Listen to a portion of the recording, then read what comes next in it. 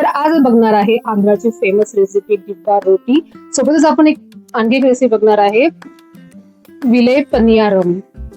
विशेष करून ह्या दोन्ही रेसिपी एकाच इडली बॅटर पासून बनवल्या जातात, म्हणून मी सोबतच तुम्हाला दोन्ही रेसिपी दाखवल्या. सुरुवातीला आपल्याला एक जाड बुडाची कढई घ्यायची आहे. तर कुठलंही भांडे घ्यायचं जे जाड बुडाचं असेल तर आपल्याला तेल अप्लाय करायचं आहे आणि मंद आचेवर त्याला गरम करायला ठेवायचं आहे. इकडे आपल्याला इडली बॅटर मध्ये मीठ टाकून त्याला छान फेटून घ्यायचं आहे. आपण याच बॅटर पासून दोन रेसिपी बनवणार आहे. आपल्याकडे संडेला विशेष करून साऊथ इंडियन रेसिपी बनवल्या जातात, इडली, डोसा, मेंदूवडा अशा पद्धतीच्या. तर एकदा तुम्ही या रेसिपी ट्राय करून बघा ना, दोन नवीन रेसिपी आहे. आता आपल्याला करायचं माहिती आहे का, 3 ते 4 पळी जे आहे पीठ पॅन मध्ये टाकून घ्यायचं आहे. या दोन्ही रेसिपी बनवण्याच्या पद्धती पण खूप इंटरेस्टिंग आहे बघा.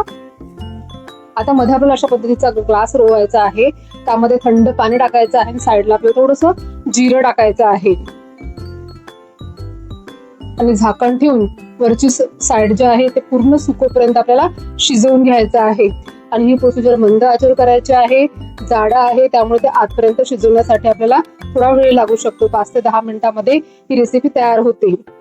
बघा, अशा पद्धतीने आपली डिब्बा रोटी तयार झाली आहे. हळूच तो आपल्याला पाण्याचा ग्लास काढून घ्यायचा आहे आणि आपल्याला हे पलटवून आता दुसऱ्या साईडला आपण थोडंसं शिजवून घेऊया. झाकण ठेवूया, वाफेनं मस्तपैकी शिजवून घेऊया, कारण की ते आतपर्यंत छानपैकी शिजल्या गेलं पाहिजे.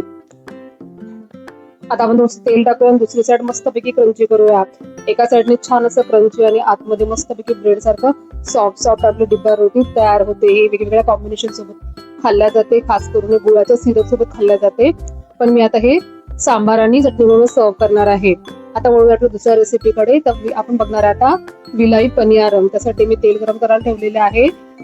इडली बॅटरचे अर्धी पोळी आपण बॅटर जे आहे ते तेलामध्ये अशा पद्धतीने सोडायचं आहे आणि याला तळून घ्यायचं आहे. तयार आहे आपले विले पनियारम. हे पण मस्तपैकी ब्रेड सारखे एकदम सॉफ्ट होतात, खायला अप्रतिम लागते. नक्की ट्राय करून बघा. तुम्ही या दोन्ही रेसिपी ट्राय केल्या आहे का? नसेल केल्या तर नक्की करून बघा आणि केल्या असेल तर मला कमेंट करून नक्की सांगा. आता दुसऱ्या साईडने पण आपण छान तळून घेऊ. याला थोडं तेल टाकायचं आहे. बघा, छान असं फुलतात तेलामध्ये गेल्यानंतर हे. आणि हे पण मस्तपैकी वरून असं एकदम क्रंची आणि आतून एकदम ब्रेड सारखे सॉफ्ट तयार होतात. छान तळल्या गेलेले आहे. तर थोडंसं लालसर कलर पण आला आहे. आता आपण याला उतरून घेऊया. त्यासोबत खाण्यासाठी मी सांबार केला होता. ही रेसिपी ऑलरेडी तुमच्यासोबत शेअर केलेली आहे. थोडक्यात मी वर दिलेली सर्व रेसिपीमध्ये वापरलेली सामग्री टाकलेली आहे. या पद्धतीने तुम्ही ही सांबारची रेसिपी नक्की ट्राय करून बघा. सोबतच मी साईडला चटणी पण केलेली आहे. ही रेसिपी तुम्ही शेअर केलेली आहे. मुगाची डाळ आणि तुरीच्या डाळीचा वापर केलेला आहे.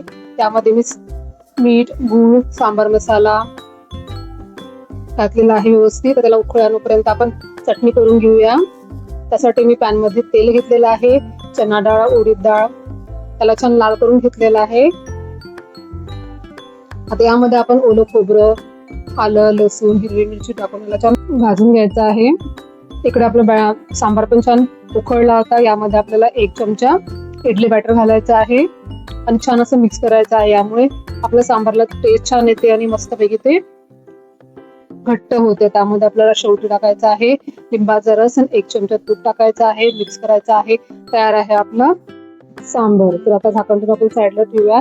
इकडे चटणीची सामग्री थंडी झाली होती. मिक्सरच्या पाण्यामध्ये टाकून त्यामध्ये आपल्याला मीठ, साखर, सायट्रिक ऍसिड टाकायचं आहे. पाणी टाकून चटणी मिक्सर मधून फिरवून घ्यायचं आहे. तडक्यामध्ये मी तेल, हिंग, जिरं, मोहरी, कढीपत्ता आणि लाल सुकी मिरची टाकलेली आहे. ते तडका मी चटणीला आणि सांबारला दिलेला आहे. त्यासोबत मस्तपैकी मी विले पनियारम सोबतच मस्तपैकी डिब्बा रोटी मी सर्व केलेली आहे. तुम्ही तुमच्या आवडीच्या कॉम्बिनेशन सोबत हे खाऊ शकता. वेगळ्या चटणी बरोबर, गुळाच्या सिरप बरोबर पण हे खाल्लं जातं. तुम्हाला माझ्या आजची रेसिपी नक्कीच आवडली असेल तर माझ्या व्हिडिओला लाईक करा, शेअर करा, कमेंट करा. नवीन असेल तर माझ्या चॅनलला तुम्ही सबस्क्राईब करा. मला भरभरून सपोर्ट करा आणि ह्या रेसिपी नक्की ट्राय करून बघा. अगदी नवीन रेसिपी आहे आणि छान आणि टेस्टी आहे. भेटू नेक्स्ट व्हिडिओ मध्ये. Bye bye, take care.